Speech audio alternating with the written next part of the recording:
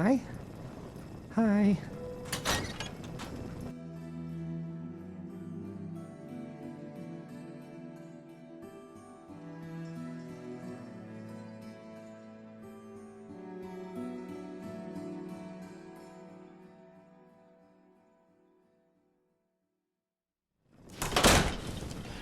It's big, loud, full of corrupt officials and brown-nosing citizens, but it's home.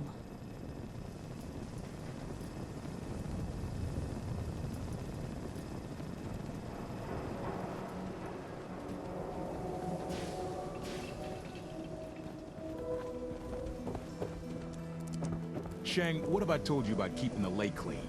Don't make me shut down this little stand of yours. Every drop of water that comes out of that filter is 100% pure. Why is a legitimate businessman like myself always gotta be hassled by city regulation, huh? It's a health hazard, Shang. It's a profit hazard is what I say. I manage the water, and I'll do it without your interference, thank you very much. I ain't telling you how to pick your friends. Piper's kind of a troublemaker. Hi there. Hey there, purified water. You won't find this out in the Commonwealth. You by yourself out here? That's right. Been on my own since I was 8. I'm a fully independent man. Got my own place, go to night classes, the whole shebang. Now, how about I get you a bottle of water, huh? Anything I can do to help out? Ah, the industrious type. Wanna help me clean out the water supply? You won't believe the junk people throw in there. Overloads the filters. What kind of stuff is down there? You're looking for big things. Anything around the size of a book, usually. I'm on it. Just don't drown. I'll never clean your carcass out of there.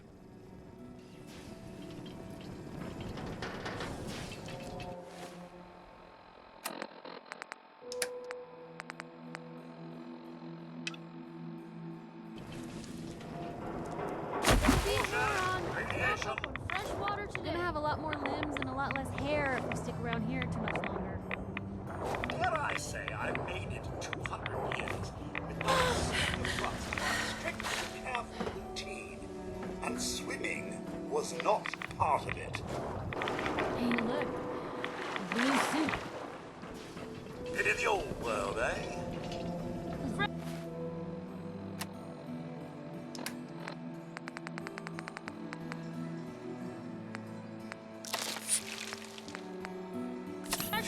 Surely you meant to keep that rubbish where you found it. Certainly seen Shang. better days. Look how clean the water is now. Good job. Here's your pay. Now, how about you pick up some bottles for the road?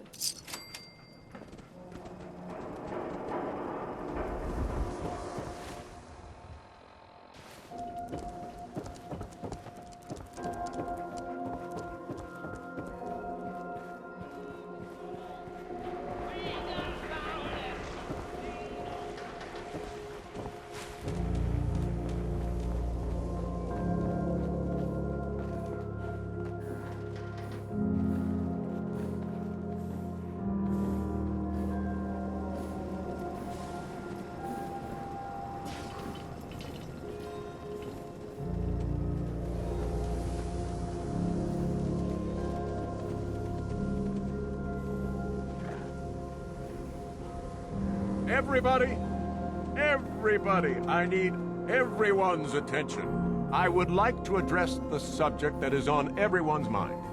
And that is the disgusting article Piper has written. Diamond City has stood united for over 150 years.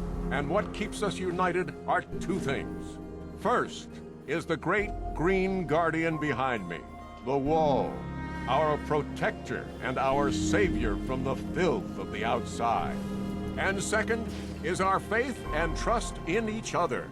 The faith and trust that has given us prosperity, security, and education for every citizen.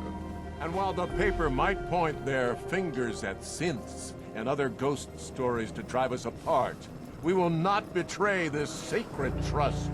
Now, I want everyone to hear these next words very carefully. I am not a synth. I am the same flesh and blood boy who grew up on these streets, who was born in a shack just down the waterfront to Martha and Patrick McDonough. and I will not abandon my city due to the heinous allegations of the press. God bless this city. God bless the wall. He's so full of shit.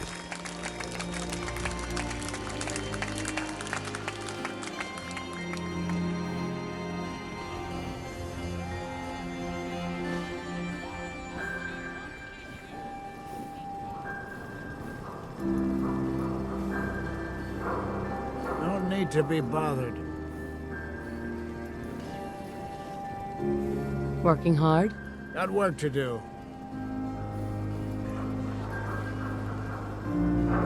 Busy. Got work to do.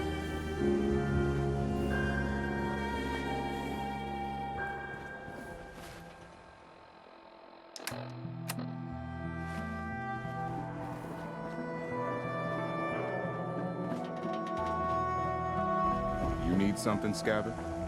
Synth-free shopping, right here.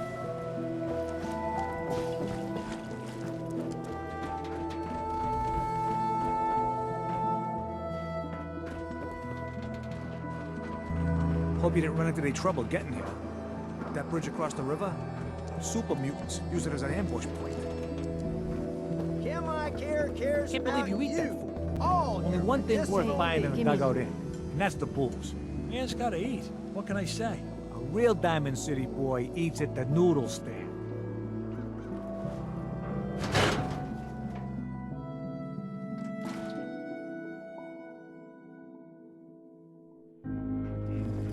I need to talk. Just a minute, Yetim. I am in middle of story. So then, I am crossing river, right? Wearing nothing but a smile. When out comes the most You there. dangerous of all We sea need to have monsters, a conversation. Meyerlurk. A Meyerlurk? Come on. That's like 2 out of Do 10 I know points you? of danger No. tops. But I've heard of you. I'm always looking for people who know how to handle themselves in dangerous situations. What is it? You know what? Never mind. I'll handle it myself. What's the job? I don't know yet. Whatever needs to be done once my boss has had a look at you. I can assure you that it will be dangerous. And that you'll be paid fairly. The best part of Diamond City is honestly the lights. You can spot those bad boys for miles. Hey, Hawthorne. Hey, what's your story? Mercenary, caravan guard? You first. What's your name? Hawthorne. And you were definitely from out of town. I know every settlement from both sides of the Charles River, and I've never seen you. Anyway, I'm just kicking back and sharing stories while I'm between things. I've been all over, seen vaults, pre-war ruins, and plenty of monsters.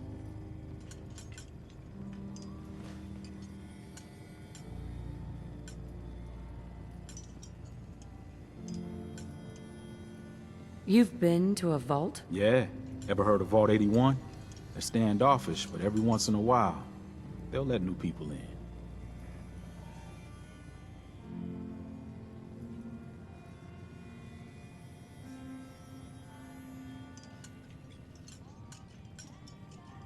Let's hear your best monster story. I'm from Diamond City. You want to talk something really scary? It's the Institute and their synths. Don't go to University Point. Trust me, you don't want to know what they're capable of.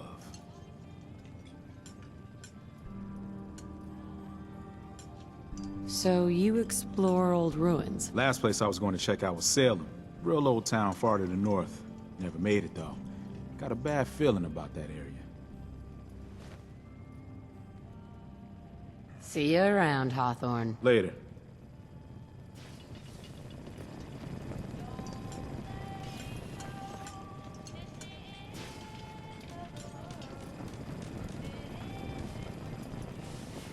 Don't know you, Scaver. Whatever it is, leave me out of it. Hi there. You can order drinks and food here or at the bar. Who owns this bar, anyway? The Bobrov brothers picked this place up a few years ago. Vadim Bobrov is the loud one, Yefim Bobrov is the quiet one, and I'm the one that has to listen to them argue with each other all day.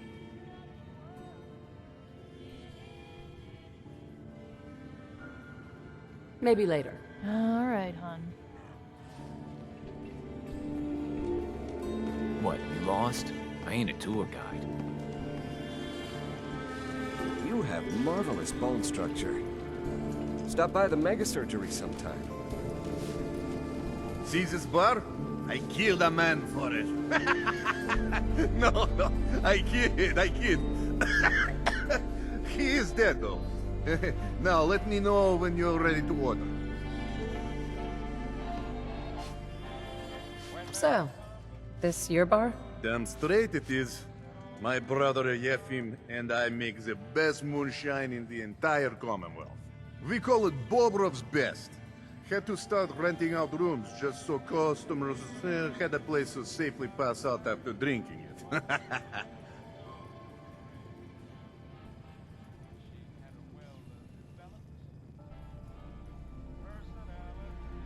Sure. Let's take a look. Music to my ears.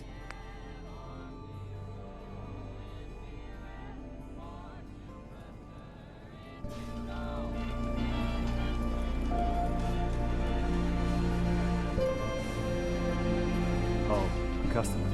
Need a room?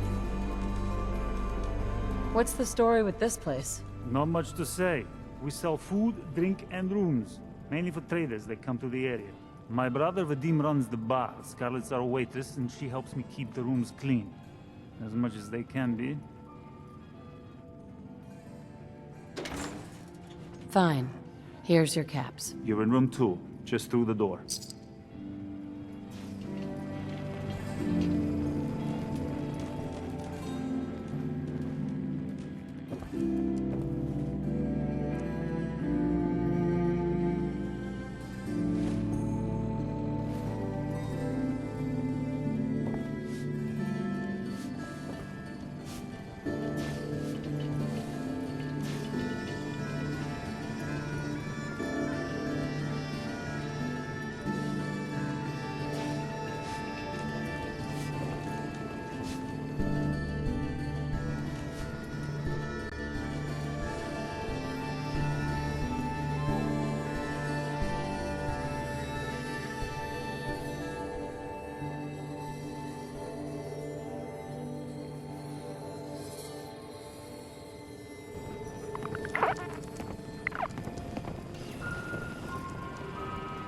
Have a nice day.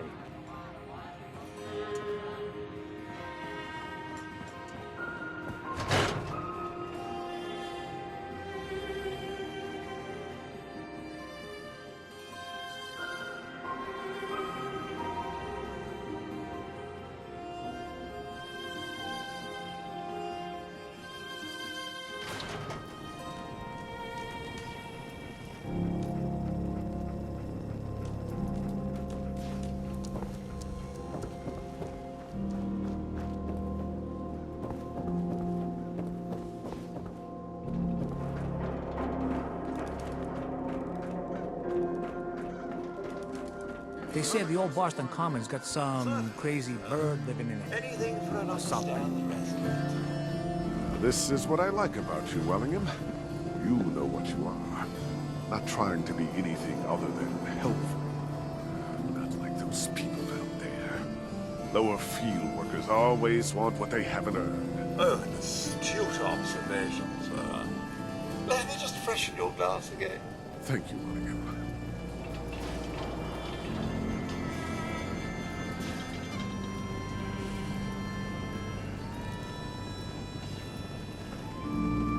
Hey. Oh, I don't object to you outsiders coming up here, but must you insist on speaking to me?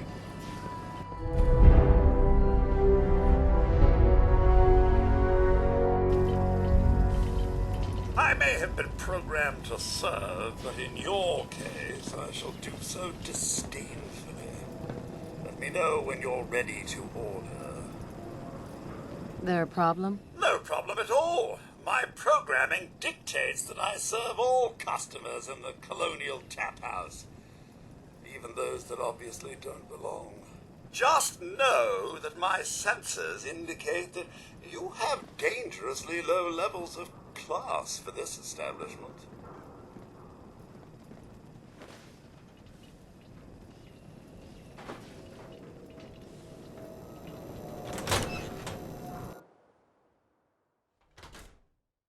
Come on, Darcy, let's go.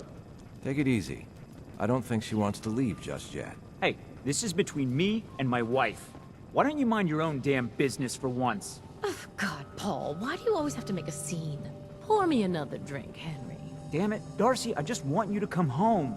I'll be home. Later. I can't believe you'd do this to me, Cook. Do what to you, Paul? You smug bastard. You keep away from my wife, goddammit. You'd better get out of here before you do something stupid. You son of a bitch! Don't hurt him, Henry!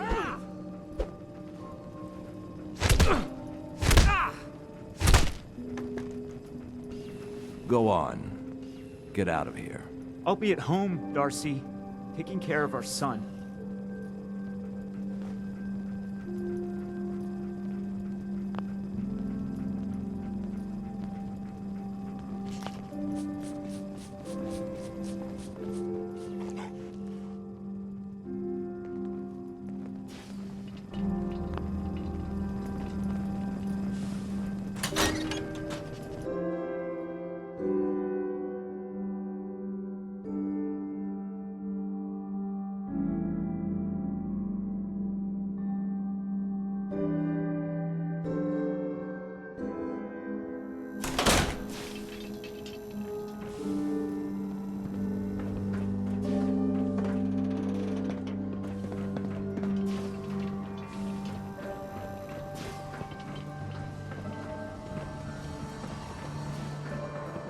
Hey, I think those Bobra brothers are looking You there? for you. I have a question for you. Go ahead, I'm listening. You were in the tap house before, when... You and the bartender got in a fight. Nice of you to call it a fight, but we both know what really happened. Cook kicked my ass. I'm supposed to pretend I don't know he's sleeping with my wife, until he decides he's bored with her and she comes crawling back home to me. So, where do I come in? I'm going to go back and talk to him, and I want you to come with me. You saw? He won't take me seriously otherwise. I don't want to have to really hurt him, I just want him to leave Darcy alone. Okay. I'll help you. Okay, good, good. I'm sure Cook will back down once he sees you're with me. Let's go. You do the talking, I'll be the intimidating presence. All right, come on. I'm telling you, it ain't just a story. University Point, that settlement on the coast, wiped out by 6. Yeah, I'll be there. I just have to close up. We need to talk. Jesus, Paul. What now? It's time for you to shut up and listen, Cook. What the hell is this? And what are you doing here? Don't tell me he's hired you to help lean on me.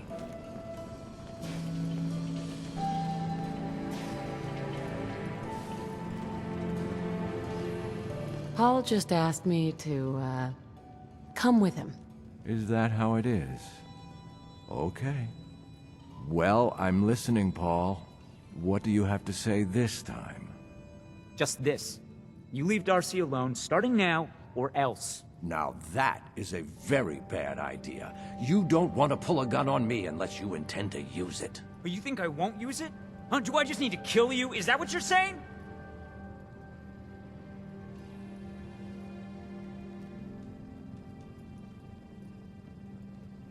Why don't you see if Cook is gonna listen? And hey, maybe put the gun away. I'm sure at this point he's properly motivated to hear what you have to say.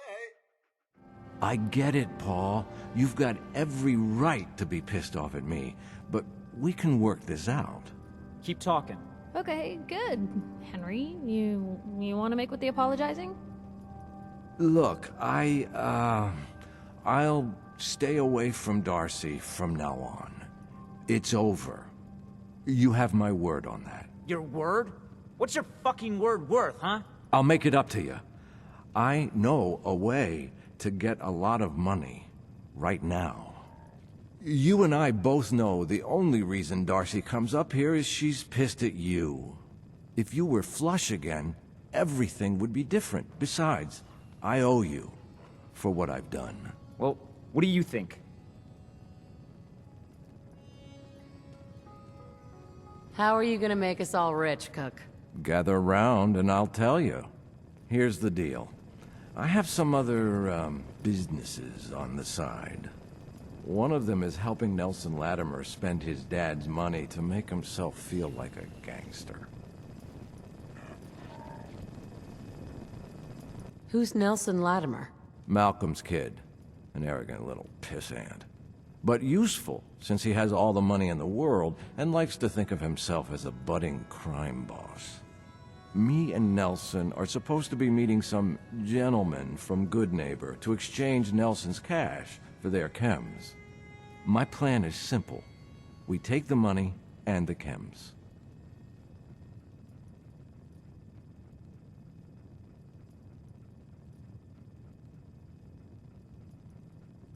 Hold on, I have some questions first. Yeah?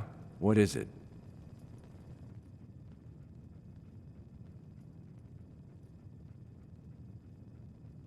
Why do you want to screw these guys over all of a sudden? Oh, it isn't all of a sudden. Nelson's been complaining about my cut for a while now. He may be thinking about trying to strike out on his own. I've been waiting for the right opportunity to present itself, and here it is. Anything else?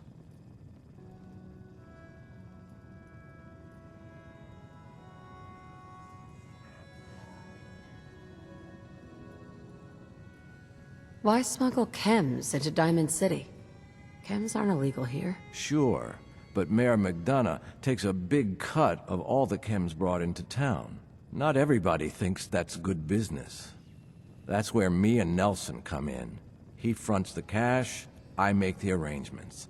Cheap chems for Diamond City. Everybody wins. Anything else?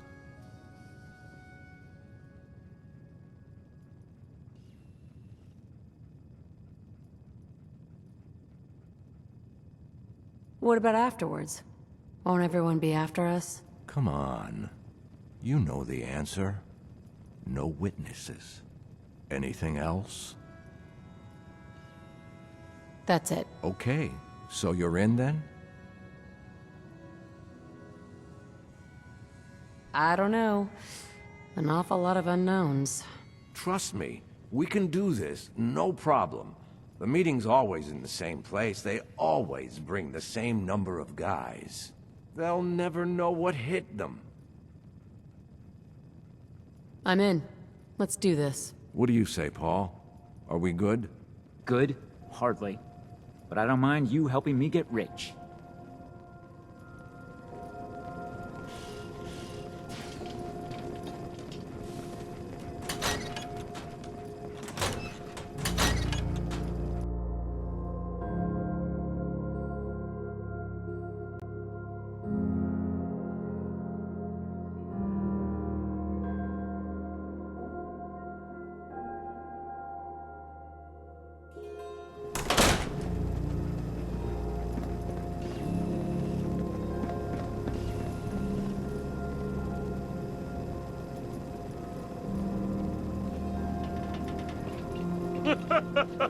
You just walked right up into the stands, didn't you? I like your stove. Hi. You go on, do what you like. That's how my family made their fortune, you know. No fear. No apologies. Why, hello there. So lovely to see more young people up here in the stands. We're all so, well, old. Eustace. You should meet my grandson. Oh, not that he would ever come up here. No, Hawthorne has too much of his mother in him.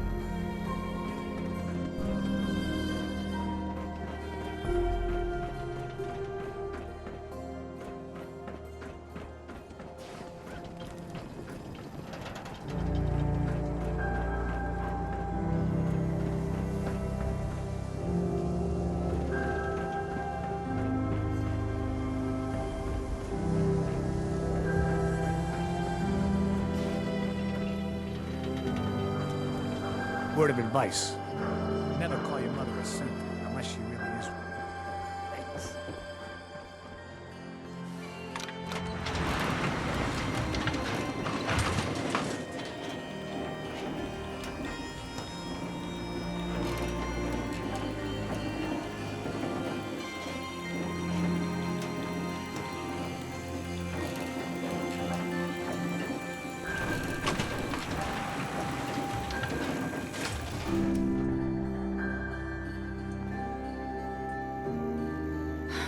There's in no mood to talk about any of this synth nonsense. Unless you're looking for a housing permit, I can't help you.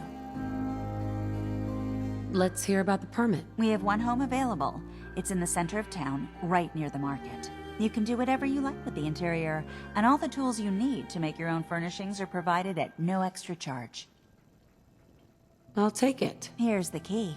Let me be the first to welcome you as a resident of the Great Green Jewel.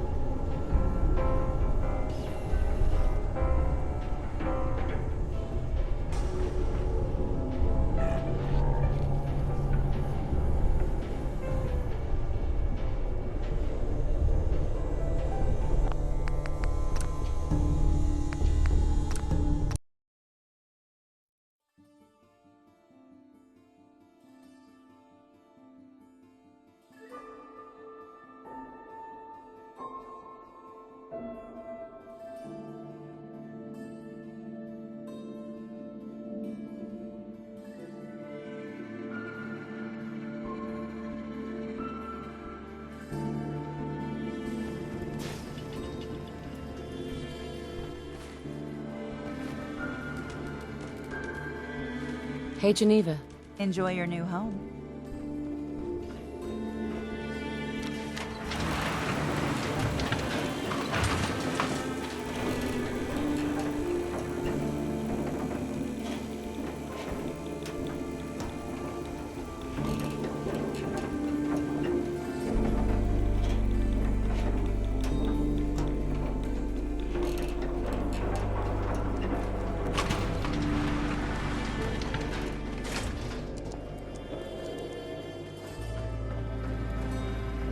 Read all about it. Institute replaces people with machines.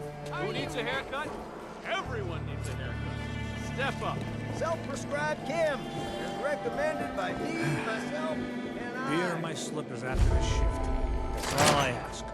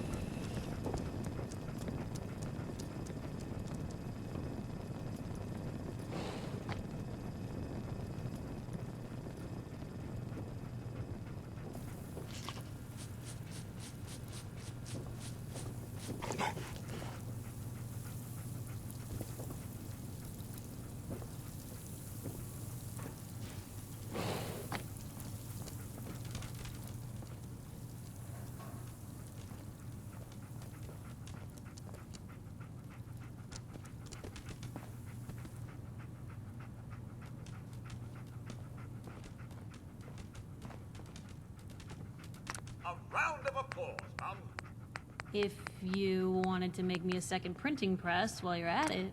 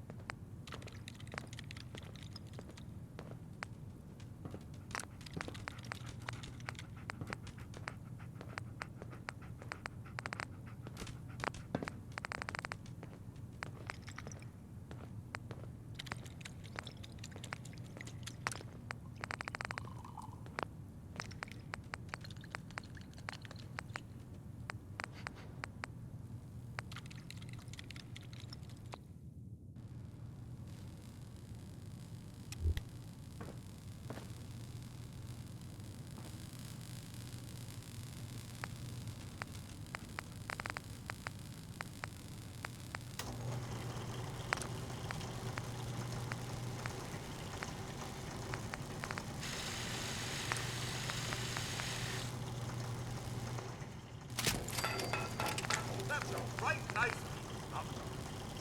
You sure know how to take self-defense to the next level.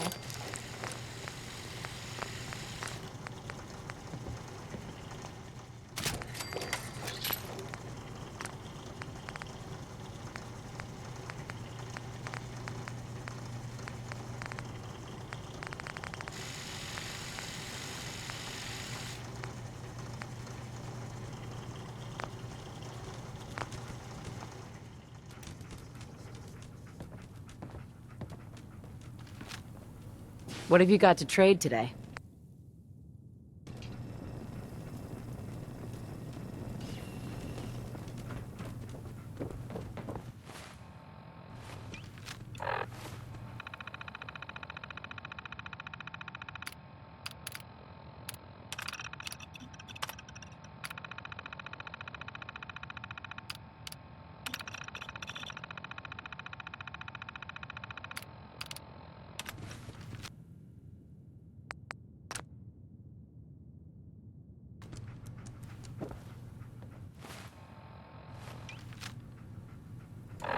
What have you got to trade today?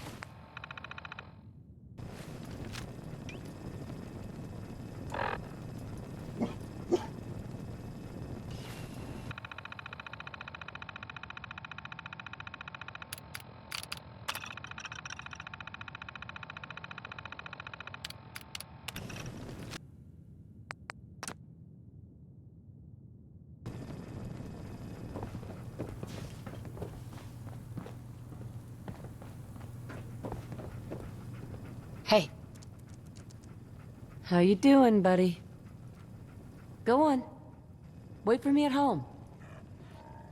What have you got to trade today?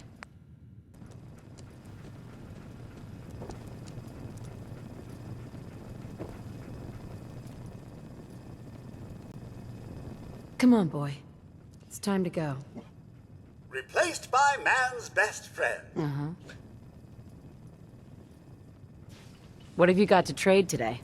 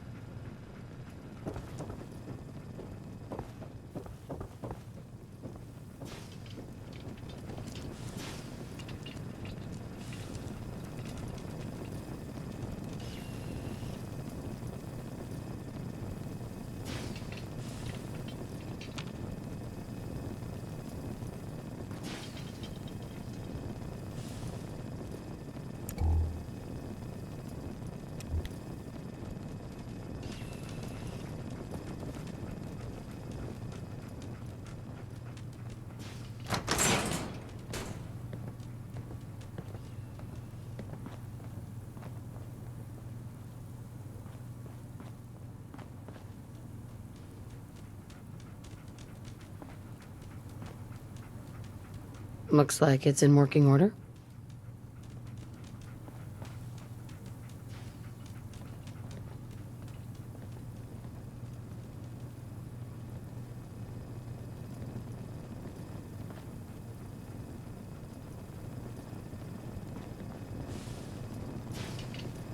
What have you got to trade today?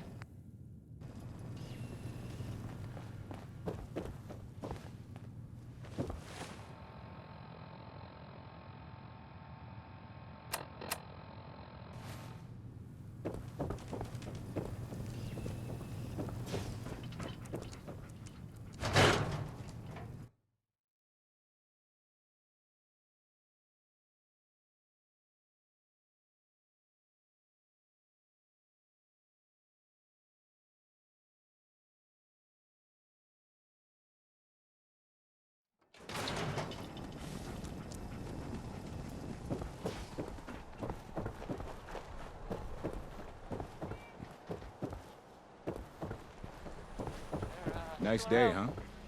In the Commonwealth, I mean. I guess there was some sort of fight.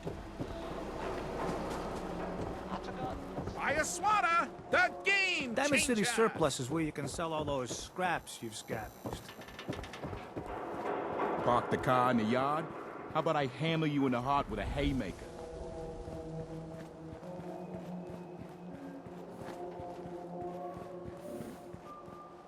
Got work to do.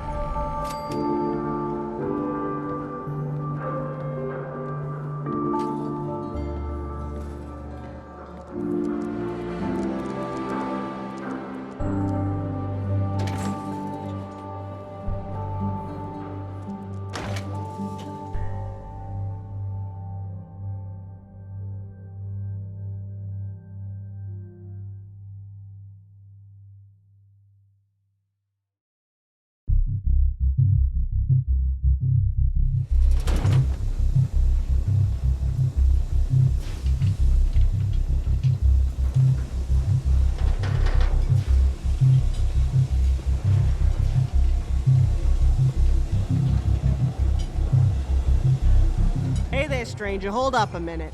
Haven't seen you in the bleachers yet. We like to greet newcomers, you know. You got business down here? Well, you're in the bleachers district of Diamond City, stranger. From Mr. Dr. Pepper's Diner around to the sheriff's department, this is our home. We're a pretty tight-knit community way out here. And with all the synth activity, we try to meet strangers as soon as possible, if you understand. Yeah, I suppose I got time. If nothing else, I can find out why you're down here. What's up?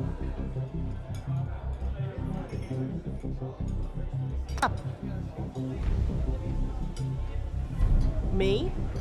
Well, the only stuff I sell is power armor to the sheriff. Sometimes I'll hire extra hands to help me with some errands, but not often. Shoot! The name's Lily, Atom Cat, and Courier. I supply the sheriff's department with power armor parts and supplies from the Atom Cats way out beyond Quincy. I used to recondition the parts at the Atom Cat's garage and then haul them here.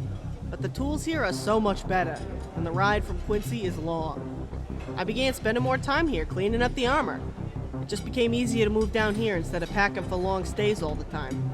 Most of my courier time is spent fetching power armor from the Atom Cats, but I do work on the side for squares and merchants if the caps are good. The bounty basket in the FSD can get pretty damn stinky, but I don't blame the arrangement. Much easier than carrying the whole body back.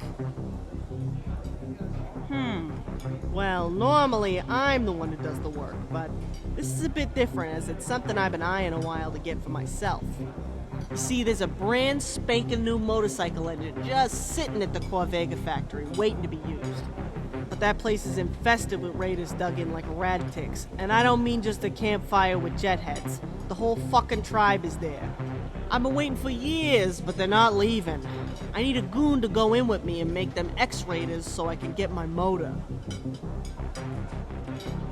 Only that it's probably gonna be crawling with the Corvega gang raiders. And I hate those fuckers. That's why you're coming. Extra bullets. Since there's only one large item and it's deep in the factory, a Brahmin isn't necessarily a useful or smart addition to the party. I'll be wearing my ACP-60 power armor, and I'll take care of hauling it on my back once we rig it. But even in the power armor, this many raiders is a tall order. I have to say, I didn't think you'd agree to dodge bullets with me for some caps.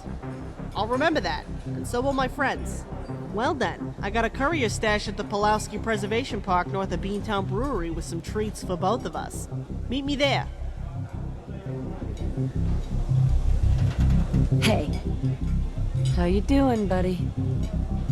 Stay safe, buddy. Mom, if I might bend your ear for a moment. What's up, Codsworth? So gracious, Mom. I do appreciate it. I've always had such admiration for you and your family, ever since the day my visual senses were first switched on.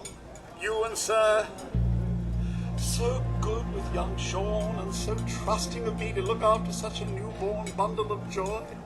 It just warms my nuclear core. So you can imagine the distress I felt when the bombs fell. You fled to the vault. I searched but found no evidence of your death. I could only hope you all made it in time. And when you returned, I was overjoyed. I admit, I ran a full diagnostic scan just to make sure I wasn't malfunctioning. But the news of Sir and young Sean, believe me when I say it takes a true hero to live through that. You think I'm a hero? I'm far from it. Don't sell yourself short, Mum. In such a bleak world as this, think of all you've witnessed and all you've done. In my 200 years, I've seen it tear good men and women apart. But you, Mum, you have remained the very model of what humanity should aspire to be. You sure that 200 years didn't rust something important up there? Quite certain, Mum. The diagnostics don't lie. What with all my self-maintenance, rust will never touch me. That aside, I do truly believe that if the Commonwealth is to turn itself around, you are the one to make it happen. Now, not another word. I stand firm in my belief. Let's get back to it. Hey. Can I be... Take this. It's time for you to head home. As you wish, Mum. I'll be at the homestead. Cheerio.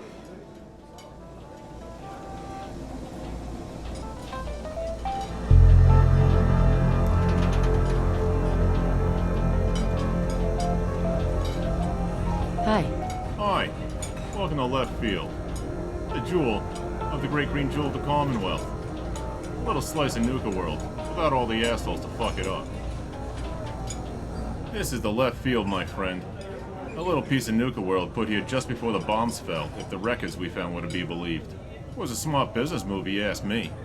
Folks on a triple spend any amount of money to shut the kids up. Think of the markup. I was chasing after a cat one day and it squeezed between some plywood behind a huge pile of lawnmowers.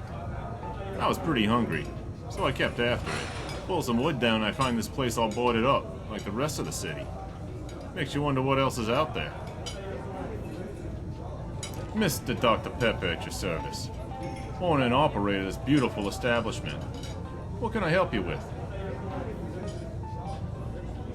Food and drinks for the citizens and security, mostly.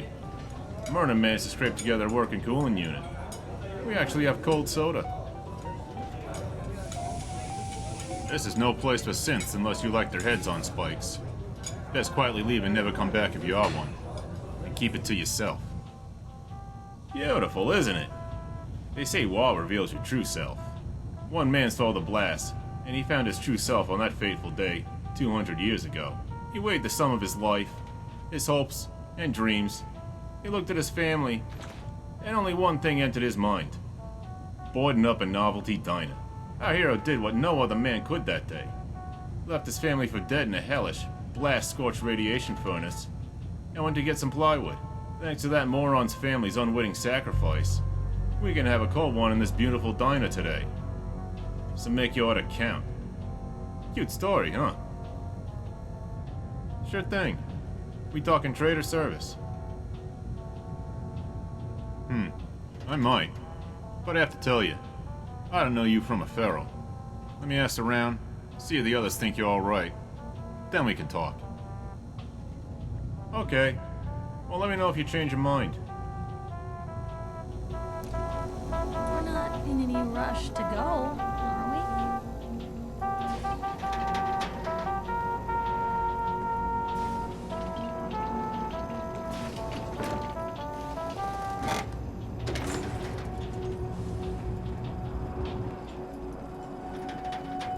Good day to you.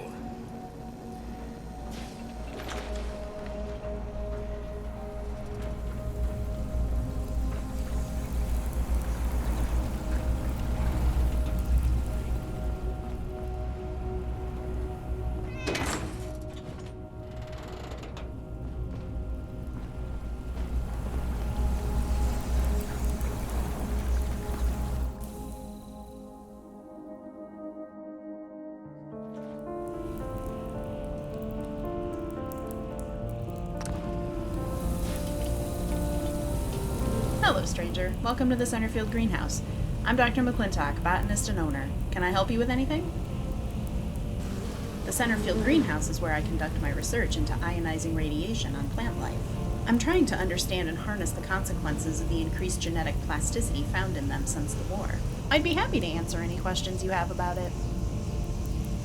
I studied under Dr. Pensky in Vault 81 for many years, and I'm now conducting my own research into polyhybridation and forced evolution of plants. A variety of items grown in my greenhouse. I am also buying normal and irradiated blood packs, as well as fertilizer. Sure, what would you like to know about? I can talk about my work forever. A greenhouse, a lab, a farm, a place to relax. It's a lot of things. You're gonna have to be more specific. Every bit of it. I've got so much going on, I don't know where to start. And I never shut up about it, so ask at your own peril. My first projects under Dr. Pensky were to introduce bioluminescent substrate and enzyme marker genes from Vault Freezer luciferase plasmids. I cultivated them right outside the entrance to Vault 81, because space in our vault is at a premium, so using it to grow food is more important.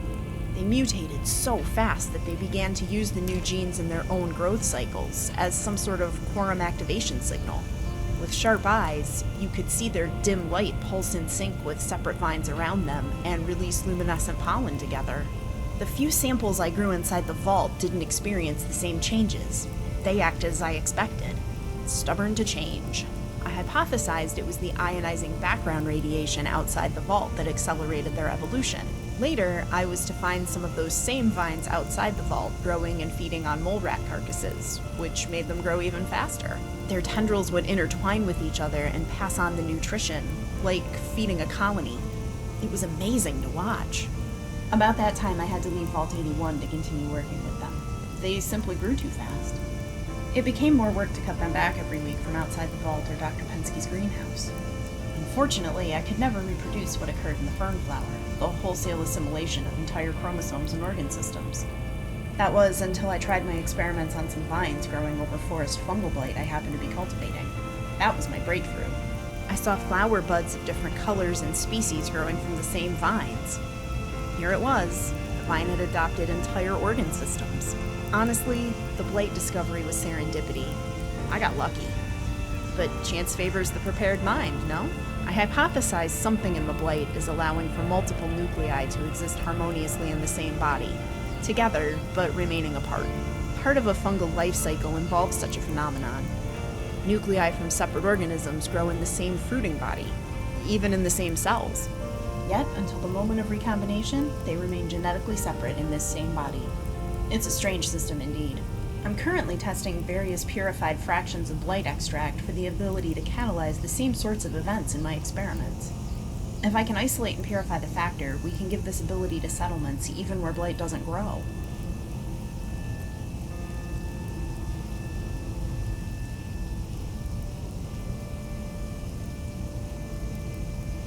Oh, of course. I don't get to teach biology lessons very often. Dr. Penske always said, the best way to learn is to teach. Yes, a biology lesson. I'm so glad you asked for one. Plants don't react to chromosomal aberrations the same way animals do. They're quite tolerant of them and can react in surprising ways. Take the fern flower, for instance. Before the war, a flowering fern didn't exist. A fern isn't an angiosperm. It evolved long before flowers. This massive level of genetic change in only 200 years required the radiation from the war to catalyze it. Furthermore, this genetic change cannot be achieved simply by a Hox gene activation, like restoring ancient genes for teeth in chickens. The fern evolved before flowers. There was no genetic information of the flowering life cycle in its genome to reactivate in the first place. Where did this information come from? The simplest explanation would be horizontal gene transfer, but that's too much genetic information. How did the fern then come to possess its flower? That's one of the questions I'm trying to answer. Given the high levels of ambient ionizing radiation in the world these days, I cannot rule out an entirely new mechanism for genetic recombination. I'm testing my new theory that perhaps there's yet another life cycle involved, that of a fungus. Fungal reproduction is very odd indeed. During sexual reproduction, the nuclei of two organisms share cells, nutrients, and grow in the same body. But they remain distinctly genetically separate until sporulation.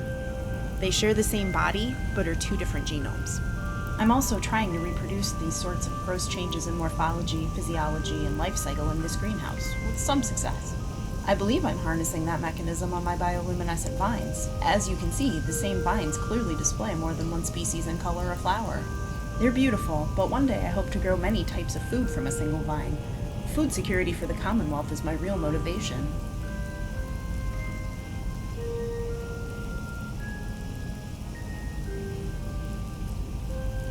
Oh, of course.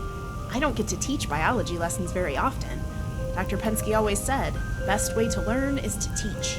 Yes, a biology lesson. I'm so glad you asked for one. Plants don't react to chromosomal aberrations the same way animals do. They're quite tolerant of them and can react in surprising ways. Take the fern flower, for instance. Before the war, a flowering fern didn't exist. A fern isn't an angiosperm. It evolved long before flowers. This massive level of genetic change in only 200 years required the radiation from the war to catalyze it. Furthermore, this genetic change cannot be achieved simply by a Hox gene activation, like restoring ancient genes for teeth in chickens. The fern evolved before flowers. There was no genetic information of the flowering life cycle in its genome to reactivate in the first place. Where did this information come from? The simplest explanation would be horizontal gene transfer, but that's too much genetic information. How did the fern then come to possess its flower? That's one of the questions I'm trying to answer. Given the high levels of ambient ionizing radiation in the world these days, I cannot rule out an entirely new mechanism for genetic recombination. I'm testing my new theory that perhaps there's yet another life cycle involved, that of a fungus. Fungal reproduction is very odd indeed. During sexual reproduction, the nuclei of two organisms share cells, nutrients, and grow in the same body. But they remain distinctly genetically separate until sporulation. They share the same body, but are two different genomes. I'm also trying to reproduce these sorts of gross changes in morphology, physiology, and life cycle in this greenhouse, with some success. I believe I'm harnessing that mechanism on my bioluminescent vines. As you can see, the same vines clearly display more than one species and color of flower. They're beautiful, but one day I hope to grow many types of food from a single vine. Food security for the Commonwealth is my real motivation.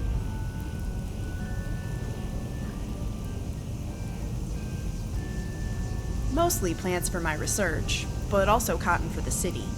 My ultimate goal is to develop a plant which can grow many types of food on one vine. If the flowers are to be believed, it's definitely possible. These plants are amazingly resilient and accommodating to new genetic information. They grow rapidly and adapt their transport mechanism to distribute nutrients in an optimal manner. Look at the supplemental nutrients drawn in and spread from the left corner, upstairs and across, and then down to the plants in the right corner. It is, isn't it? They grow outwards, and the other vines were attracted to the nutrients. Before, the glow was hardly noticeable. But I watched as the vines cooperated and spread the nutrients to every corner of the greenhouse, from that one corner all the way over to the other one. The vines slowly amplified their glow like a bright wave spreading out. The next flowers to germinate possessed the bioluminescent properties from the vines. It was so beautiful, I had to bring Professor Scara to show her.